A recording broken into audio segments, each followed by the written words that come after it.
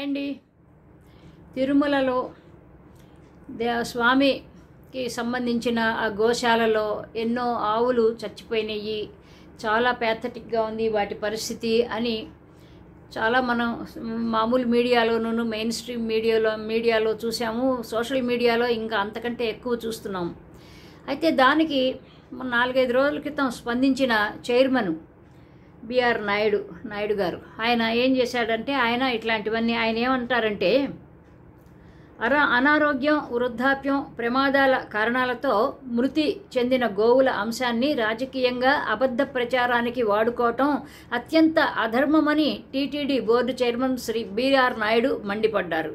SV గోశాలలో గోవులు మృతి చెందడానికి చెందాయని వస్తున్న ఆరోపణలపై శనివారం ఆయన ట్విట్టర్ వేదికగా చేసుకుని వైసీపీ నేత భూమన లాంటి నాయకులు రాజకీయ లబ్ధి కోసం మచ్చలేసే ప్రయత్నాలను భక్తులు తిరస్కరిస్తున్నారని పిలుపునిచ్చారు. చూడండి, ప్రతిదానికి మనం రాజకీయాలు చేస్తున్నారు, వాళ్ళు ఏదో రాజకీయాలు చేస్తున్నారని మనం రాజకీయం చేయటం కాదు. అక్కడ ఖచ్చితంగా కనిపిస్తున్నాయి, గోవులు చచ్చిపోయినాయి, వాటన్నిటికీ పాపం వాళ్ళు రోగగ్రస్తం అయిపోయినాయి. అవన్నీ కూడా వెనకాల చాలా పుండ్లు పడిపోయి ఆ చర్మం కూడా మొత్తం బయటకు వచ్చేసేస్తున్న పరిస్థితిలో ఉన్నాయన్నమాట. అవి ఎండిపోయి డొక్కలన్నీ బయటకు పడి చాలా చాలా ప్యాథటిక్గా ఉన్నాయి. కానీ ఏంటంటే అబద్ధాల ప్రచారం అనేది ఇది అంటం మాత్రం చాలా అన్యాయం అండి. చాలా అంటే చాలా అన్యాయం. ఇది ఒక నిజం ఒక కళ్ళ ఎదుట కనిపిస్తుంటే ఏదో ఆ వైసీపీ వాళ్ళు అబద్ధాలు చెబుతున్నారంటే అబద్ధాలు వైసీపీ వాళ్ళు కాదు.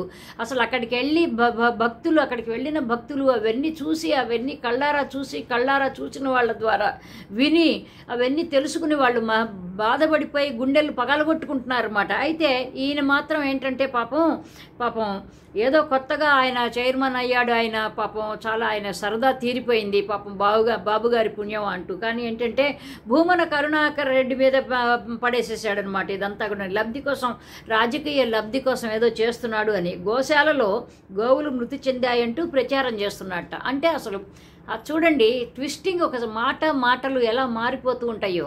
గోశాలలో గోవులు చచ్చిపోయినాయి, ఆయన ఆ మాట భూమను చెప్పాడు. గోశాలలో చేస్తున్నాడని అబద్ధ ప్రచారం చేస్తున్నాడని పాపం ఈయన వాపోయాడు. అయితే వాపోయాడు. ప్రెస్ మీట్లోనూ దేనిలోనో పబ్లిక్గా చెప్పాడు ఆయన మైకు పట్టుకుని. కల్పిత ఆరోపణలన్నీ అత్యంత విషాదకరమని ఆవేదన వ్యక్తం చేశారట.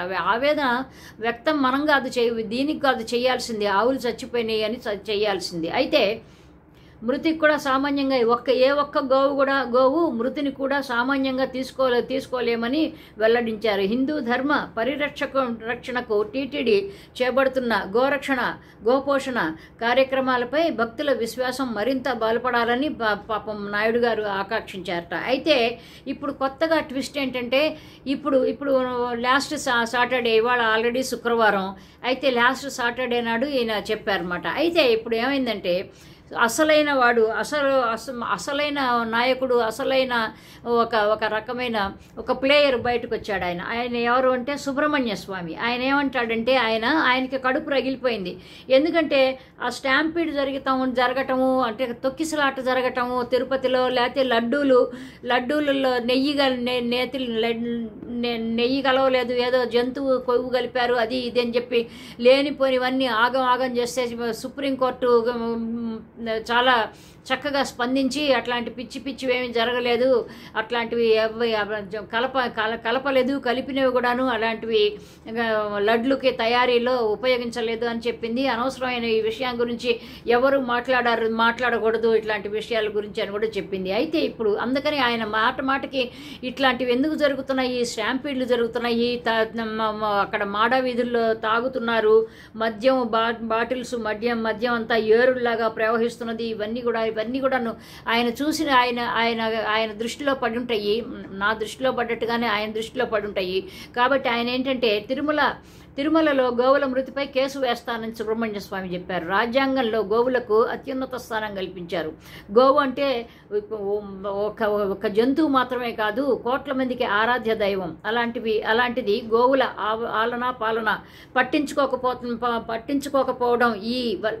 పట్టించుకోకపోవడం వల్లే ఈ దుస్థితి తలెత్తింది. తిరుమలలో సరైన వైద్యం అందించకుండా గోవులను వదిలేస్తున్నారు. పైగా గోవుల మరణాల విషయంలో టీటీడీ చైర్మన్ బిఆర్ నాయుడు నిర్లక్ష్యపూరితంగా, ఇవన్నీ నేనంటాం కాదండి, స్వామి అన్నమాట, సుబ్రహ్మణ్య స్వామి అన్న మాటలు నేను చదువుతున్నాను, నిర్లక్ష్యపూరితంగా మాట్లాడారు. వయసు మళ్ళిన మనుషుల్లాగే వయసు మళ్ళిన ఆవులు చనిపోతున్నాయని బాధ్యతారహితంగా మాట్లాడారు ఆయన.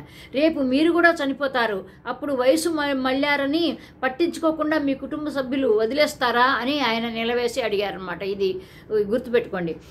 ఇలాంటి మాటలు మాట్లాడిన చైర్మన్ను సీఎం చంద్రబాబు గారు వెంటనే బర్తరఫ్ చేయాలి అని కూడా ఆయన అన్నాడు అనమాట. అయితే వందల సంఖ్యలో గోవులు చనిపోవటం వెనక కుట్ర ఉన్నది. అంటే ఆయన ఏమంటాడంటే ఈ గోవులు చచ్చిపోయినవన్నీ ఎక్కడో రెస్టారెంట్లలో వాటికి వీటికి పంపిస్తున్నారని ఆయన మాట్లాడారు. నేను అంటాం కాదని నా మీద పడద్దు అనవసరంగా ఎవరు కూడాను. అయితే నేను చెప్తున్న ఇదిగో ఇక్కడ ఉన్న విషయాలు ఆయన మాట్లాడాడు. ప్రెస్ మీట్లో కాదు, ఒక విలేకరులు అడిగిన ప్రశ్నలకు కూడా సమాధానం చెప్పాడు అనమాట. వందల సంఖ్యలో గోవులు చనిపోవడం వెనక కుట్ర ఉంది. టీటీడీ వ్యాపార ధోరణితో చూడటం వల్ల ఇలాంటి ఘటనలు జరుగుతున్నాయి. చనిపోయిన గోవులను రెస్టారెంట్లకు పంపుతున్నారు. గోవుల మృతిపై దర్యాప్తు జరగాలి అని ఆయన సుబ్రహ్మణ్య స్వామి గారు చాలా తీవ్రంగా ఆయన టీటీడీ మీద కావచ్చు, లేకపోతే తెలుగుదేశం పార్టీ కూటమి ప్రభుత్వం మీద కావచ్చు, వాళ్ళందరి మీద బాగా విరుచుకుపడ్డాడు స్వామి గారు. టీటీడీ గోశాలలో గోవుల మృతిపై త్వరలో కోర్టులో కేసు వేస్తాను. ఇప్పుడున్న టీటీడీ బోర్డు పాలన అధ్వాన్నంగా ఉంది. గత టీటీడీ బోర్డు చైర్మన్ అందరికీ అందుబాటులో ఉండేవాడు. కానీ ఇప్పుడు ఈయన కనీసం ఫోన్ చేసినా కానీ ఫోన్ కూడా లిఫ్ట్ చేసే పరిస్థితుల్లో లేడు. లిఫ్ట్ చేయడానికి కూడా మనకు అందుబాటులో లేడు అని చెప్పి సుబ్రహ్మణ్యం స్వామి గారు వాపోయాడు. కాబట్టి ఏంటంటే ఇదిగో ఇవన్నీ కూడాను ఏది ఏమైనా ఇప్పుడు మనోభావాలు వంకాయ పచ్చడి అనుకుంటూ ఉంటారు. కానీ మనోభావాలు అంటే అర్థం ఏంటండి? దానికి మనోభావాలు అనే దానికి ఏమన్నా ఒక కొలమానం ఉంటుందా? ఇప్పుడు మన తల్లిని మనం ఎవరన్నా ఏదన్నా అంటే మన మనోభావం దెబ్బతింటుంది, బాగుంటుంది. అట్లాగే మనం కొలిచే దేవుడి పట్ల, లేకపోతే మనం కొలిచే దేవుడి సన్నిధానంలో ఏదన్నా అపచారం జరిగితే మన మనోభావాలు దెబ్బతింటాయి. అంతేగాని ఇవాళ రేపు ఇది పత్రికా ప్రపంచం వాటి స్వతంత్రత పెరిగిపోయిన తర్వాత కొత్త మాటలు, కొత్త విషయాలు, కొత్త వర్డ్స్, కొత్త ఇవన్నీ కూడా తీసుకొచ్చేసి ఒక ఫ్రేజులన్నీ తీసుకొచ్చేసి మనోభావాలు అంటే ఇప్పుడు దేవుడికి సంబంధించినవి, గోవులకు సంబంధించిన మనోభావాలు కాదండి. మనోభావాలు మరి భక్తులందరూ ఏడుస్తున్నారు, మూగబోయి కొంతమంది బోరమని పెద్దగా ఏడుస్తున్నారు, కొంతమంది గుండెలతోనే ఏడ్చుకుంటున్నారు, కొంతమంది బాధతోనే ఉక్కిరి అయిపోతున్నారు. కాబట్టి స్వామి లాంటి వాళ్ళు, సుబ్రహ్మణ్య స్వామి లాంటి వాళ్ళు తప్పకుండా ఇట్లాంటి విషయాల్లో కలుగజేసుకుని నిజంగా ఆ గోవులకు ఏమైంది, ఆ గోవులు ఎందుకు చచ్చిపోయినాయి, ఇట్లా వందల సంఖ్యలో గోవులు చచ్చిపోవటానికి కారణం ఏంటి అని ఆయన బల్లగుద్ది అడిగాడు. కాబట్టి ఆయన కేసు వేస్తానన్నాడు. కాబట్టి ఏదో జూలైలో వేస్తానని చెప్పినట్టుగాను నాకు గుర్తు ఉండి జూలైలో ఏదో కేసు వేస్తానన్నాడు, ఆంధ్రప్రదేశ్ హైకోర్టులో వేస్తానన్నాడు. కాబట్టి ఏంటంటే ఇది అప్పటి వరకు ఇదంతా పాత అయిపోతుంది, బాతుగయ్యి ఇలాగా ఇదంతా పాత అయిపోతుంది. కానీ మరి ఆయన ఏం చేస్తాడో, ఏం జరుగుతుందో చూడాలి. మరి ఇంకొక మంచి టాపిక్తో మళ్ళీ కలుద్దాం. బై అండి, లవ్ యూ ఆల్, బై.